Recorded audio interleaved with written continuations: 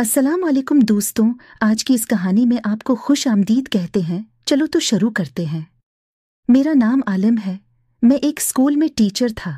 जिस कॉलोनी में रहता था, इस कॉलोनी में एक मेरी स्टूडेंट रहती थी जिसका नाम आयशा था। आयशा बहुत ही गरीब लड़की थी। आयशा के घर वाले बहुत ही अच्छे थे। यहाँ पर मैं अकेला रहता था। वो कभी कभी मेरे घर कुछ भी खाने पीने को भेज दिया करते थे। मेरा सलूक इन लोगों के साथ बहुत ही ज्यादा अच्छा था। मैंने उन्हें कभी भी गैर महसूस होने नहीं दिया था, क्योंकि मैं पेशे के लिहाज से भी मौल्लिम था, इसलिए मेरे अंदर जरा बराबर भी गुरूर नहीं था।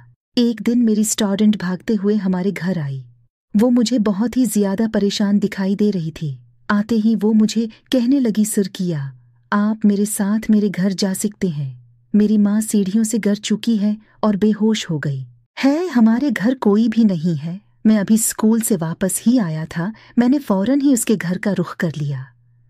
मैं फौरन ही उसकी माँ को अस्पताल लेकर चला गया।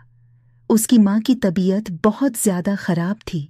जैसे ही उसको होश आया, वो मेरा शुक्रिया अदा कर रही थी। मैं आयशा की माँ को वापस इसके घर छोड़कर आ चुका था। एक दिन मैंने देखा कि आयशा स्कूल का यूनिफॉर्म पहने स्कूल जा रही थी, लेकिन अभी तो स्कूल का टाइम ही नहीं हुआ था। फिर वो न जाने कहाँ जा रही थी। लेकिन जैसे ही मैं स्कूल पहुंचा, लेकिन आज वो क्लास में नहीं आई थी। मुझे समझ नहीं आ रहा था कि वो न जाने कहाँ चली गई है। आजकल वो पढ़ाई में भी बहुत ही ज्यादा कमजोर होती जा रही थी। मैंने एक दो टीचर से और उसके बारे में पूछा। हर टीचर ने यही जवाब दिया कि पहले तो वो पढ़ाई में बहुत ज्यादा अच्छी सी, लेकिन आजकल पढ़ाई में बहुत ही कमजोर है।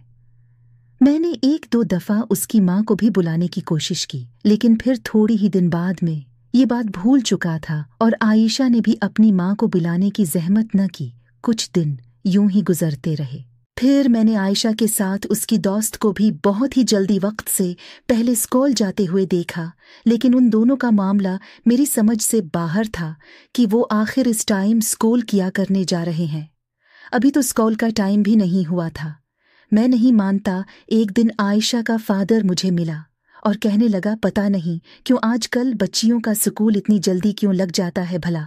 इतनी सर्दी में बच्चियां कैसे स्कूल जाया करें। मेरी बच्ची तो जिद करती है, अगर मैं लेट स्कूल जाऊंगी तो मुझे सीट भी नहीं मिलेगी। इसकी बातें सुनकर ऐसा लग रहा था कि आयशा ने उसे कहा होगा कि हमारा स्कूल जल्दी लगता है, लेकिन हकीकत का तो मुझे पता था। अब ये नहीं पता था कि वो स्कूल के बहाने सुबह सुबह कहाँ जाती थी। मुझे बहुत ही ज्यादा अजीब तरह के ख्याल आ रहे थे कि ना जाने वो स्कूल के बहाने कहाँ जाती हैं। कहीं किसी लड़के से मिलने के लिए तो नहीं चली जाती, क्योंकि इस उम्र में लड़कियां काफी हद तक बहक जाती हैं। क्योंकि मैंने आजकल इस तरह के बहुत ही ज्यादा वाक़ात सुने हुए थे और एक टीचर होने की हैसियत से मेरा फर्ज बनता था कि मैं बच्चों को हर तरह की बातों से आगाह करूं। इसलिए मैंने सोच लिया था कि मैं इन दोनों का पीछा जरूर करूंगा। फिर जैसे ही मैंने उनका पीछा करना शुरू किया, मैंने देखा कि वो स्कूल की तरफ जा रही थी। लेकिन आज तो स्कूल की छुट्टी थी और स्कूल बंद था। लेकिन जैसे ही मैंने देखा, वो चौकीदार के कमरे में दाखिल हो चुकी थी। वो कमरा जो हमने स्कूल की तरफ से चौकीदार को दिया हुआ था।